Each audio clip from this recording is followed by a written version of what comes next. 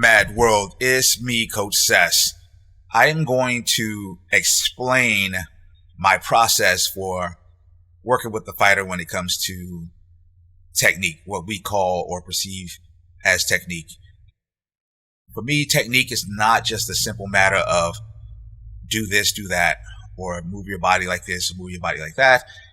There are about 4 steps that I use. And the first step that I generally go through is what you're seeing here is I establish a pattern of some type. It doesn't matter if I'm using a catch drill, a set combo, a drill.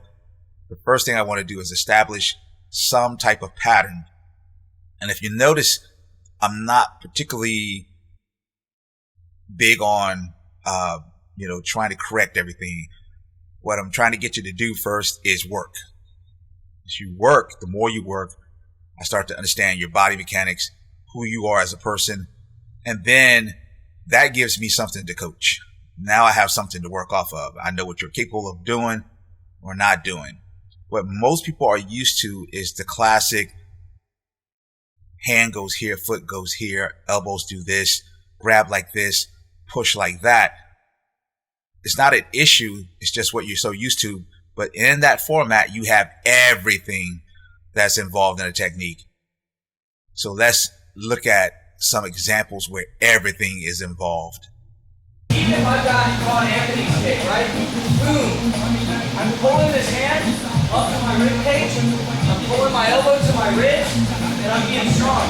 If he tries to put this foot down right now, I've only got one arm, and I'm still holding his leg up. Okay? Alright, so everything's gonna start out the same. Alright? Same type of thing. Some things I'll add. Sometimes I can stand up from here in my butterfly, which is fine. Alright? But sometimes he's gonna sit here and I want to get my double underhook. So sometimes I'll pull, and when he starts to pull his head back, boom, I pop my hip up. Get right in underneath there, alright?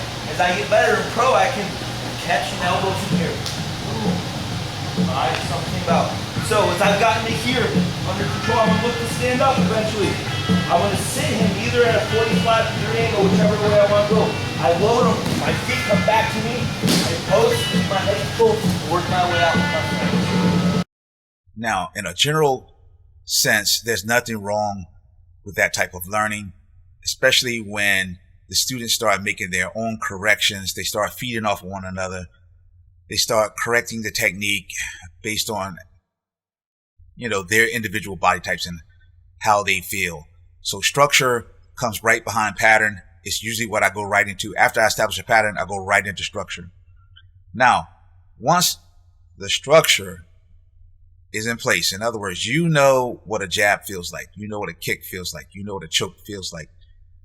Now I'm looking for that connection. In other words, when that punch goes from you to your opponent to hit something, it should have a certain quality to it. And that quality comes from your dynamics. And when we talk about dynamics, I'm talking about the full range of the tool. I am talking about the full range of your body part. And the reason we have to talk about this in detail is because you are not like the next person. So this dynamic range is going to be different for every human being.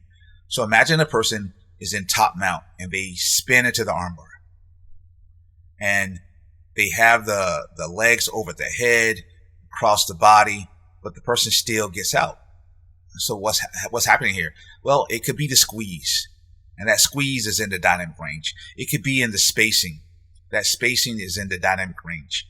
So the fact you spun into the armbar tells me you recognize the particular technique or tool that we're working with, and you understand the structure because you're still sitting up. You didn't fall straight to your back.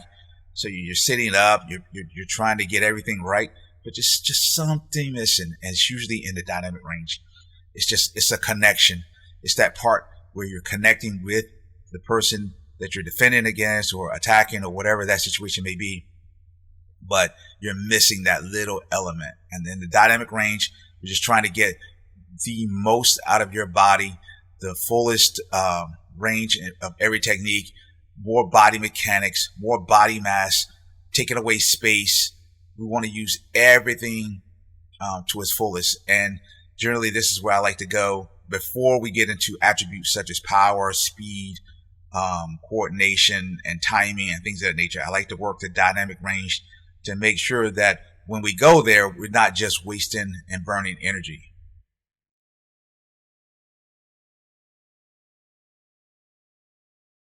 Okay? So we're gonna add that catching now. I try. Boom, boom, catch. Now I'm gonna move around so that she has a chance to find her, your partner has a chance to find their balance, and then you've got a chance to feel the control you have. You just saw in that example, the dynamic range, it's definitely got a component to it where there's a certain level of aliveness to it. And once we get past that range, then we move into the threat range. And the threat, man, we can go a long way with threat. But here in this video, it's one side traffic. It's pretty much Anthony throws the kick and Paris counters, and he follows up with, basically whatever he feels. Now, this is a set drill. Can it be an alive drill? Yes, we can make this a live drill. This can become an isolated drill. We can have very specific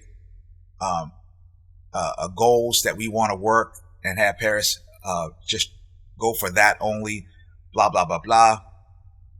Here, there's a lot of creativity going from takedowns to sweeps to punches to counters. You can go a long way with threat, but this is the last phase that I usually am working with a fighter. And then we do it all over again as a partner drill to mitts to bag work to sparring. I am Coach Sess, and you've had words with the Mad Coach.